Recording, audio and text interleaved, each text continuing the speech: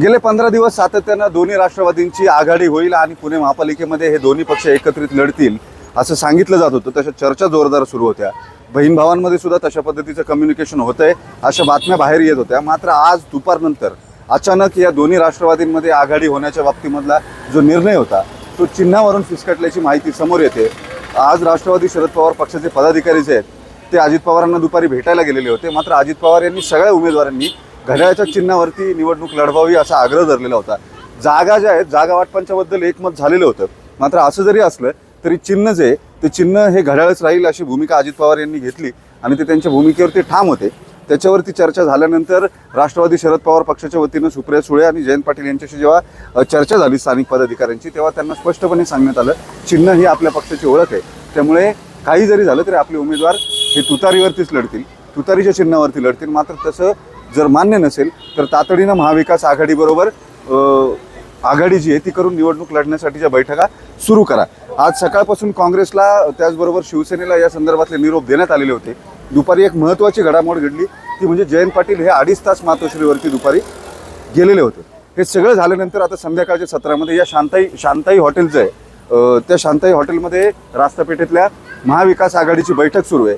या बैठकीला राष्ट्रवादी शरद पवार पक्षाच्या वतीनं विशाल तांबे, त्यांच्याबरोबर अंकुश काकडे, आमदार बापू पठारे, अश्विनी कदम, मनाली भिलारे असे पदाधिकारी आहेत. तर शिवसेनेच्या वतीनं गजानन थरकुडे, वसंत मोरे आणि काँग्रेसच्या बाजूनं अरविंद शिंदे आणि अभय छाजेड हे सगळेजण या बैठकीला बसलेत.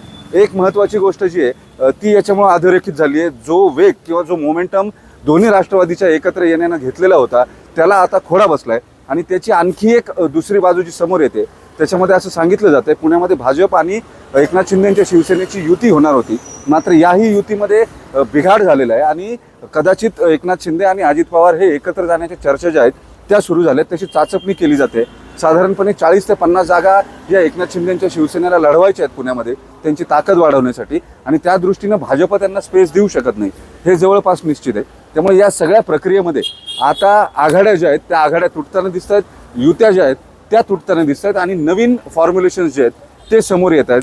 एक मात्र नक्की होताना दिसतंय आता पुणे महापालिकेची निवडणूक ही तिरंगी होईल असं दिसतंय. एका बाजूला महाविकास आघाडी असेल, एका बाजूला अजित पवार असतील, त्यांच्याबरोबर जर एकनाथ शिंदे आले तर ते आणि भाजप असा तिरंगी सामना जो आहे तो पुण्याच्या महापालिकेत बघायला मिळेल. मात्र एक नक्की बैठकांचं सत्र सुरू आहे. सातत्यानं तराजू जो आहे तो एका बाजूला कलतोय, दुसरीकडे जातोय. मोमेंटम जो आहे इलेक्शनचा तो सतत बदलताना दिसतोय. फॉर्म्युलेशन जी आहेत ती बदलताना दिसते. त्याच्यामुळे उमेदवार आणि पर्यायाने मतदार सगळे भावचळून गेलेले आहेत. नेमकं सुरू काय या आघाड्या युत्या यांना कुठली वैचारिक भूमिका आहे का, हे कशासाठी केलं जाते, निवडणूक लढवायची की विरोधकांची स्पेस संपवायची, अशा अनेक गोष्टींनी या युत्या आघाड्यांची कॅल्क्युलेशन जी आहे ती सतत बदलताना दिसत आहेत. व्हिडिओ जर्नलिस्ट सचिन अन्साटेसह वैभव सोनवणे, न्यूज 18 लोकमत, पुणे.